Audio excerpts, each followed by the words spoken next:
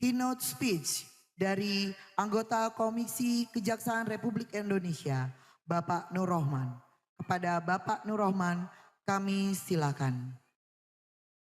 Tema pada acara hari ini adalah membangun media sosial institusi untuk Indonesia maju. Di mana kita ketahui bersama, media sosial saat ini sudah seperti kebutuhan primer kita, lintas usia bahkan lintas ruang dan waktu. Lebih khusus, Komisi Kejaksaan RI telah meluncurkan studio Komjak RI dan media sosialnya Komjak RI TV, di mana peluncuran ini sebagai petanda bahwa Komisi Kejaksaan RI akan berkonsentrasi dalam pengelolaan media sosial sebagai wahana informasi, edukasi, dan hiburan. Pada kesempatan ini kita sampaikan tentang sekilas tentang Komisi Kejaksaan Republik Indonesia, yaitu berdasarkan peraturan Presiden nomor 18 tahun 2011 sebagai penyempurnaan peraturan Presiden nomor 18 tahun 2005, menetapkan Komisi Kejaksaan bertugas melakukan pengawasan, pemantauan, dan penilaian terhadap kinerja dan perilaku jaksa dan atau pegawai kejaksaan dalam melaksanakan tugas dan wewenangnya sesuai peraturan perundang-undangan, kode etik, baik di dalam maupun di luar tugas kedinasan. Dan juga melakukan pemantauan dan penilaian atas kondisi organisasi tata kerja, kelengkapan sarana dan prasarana, serta sumber daya manusia di lingkungan kejaksaan.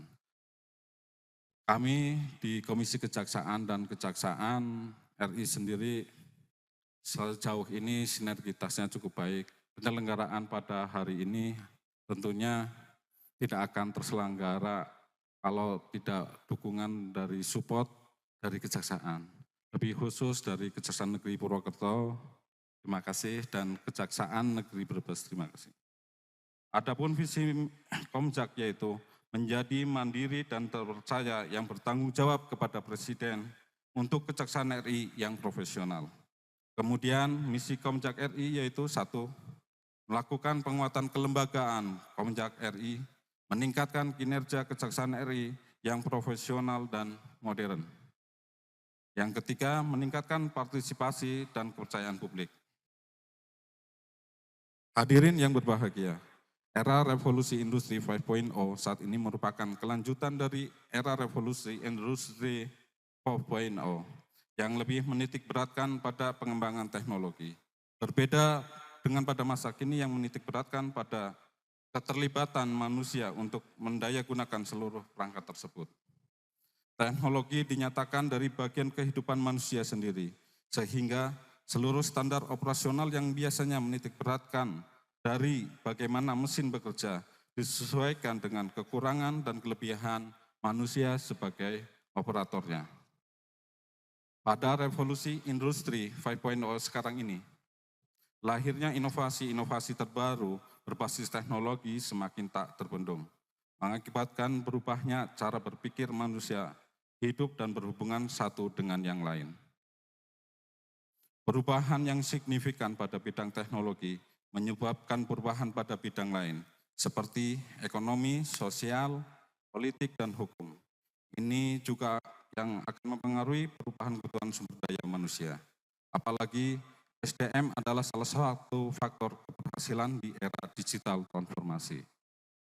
Launching Komjak RI TV ini salah satu komitmen kita dalam aplikasi teknologi, di mana komisioner Komjak RI itu hanya 9 orang.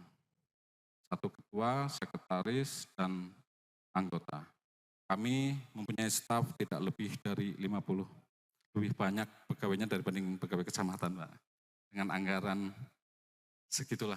Tapi dengan keterbatasan itu kita melakukan inovasi menggunakan teknologi informasi ini. Dari 9 komisioner ini mengawasi sekitar 30.000 jaksa dan pegawai kejaksaan. Solusi teknologi informasi inilah kita dapat melakukannya. Contohnya kita melakukan komunikasi, acara ini diselenggarakan hanya di hari Sabtu.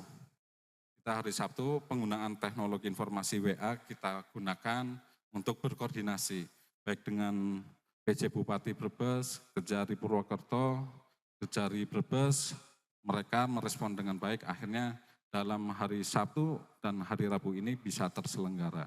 Komunikasi lewat by phone bisa dilakukan, kemudian hari ini kita baru bisa offline-nya, tatap mukanya. Itulah makna dari pemanfaatan teknologi informasi digital. Saya lanjutkan. Inovasi dan transformasi digital yang terjadi saat ini dan pengembangannya pasca pandemi sangat diperlukan dan menjadi skala prioritas.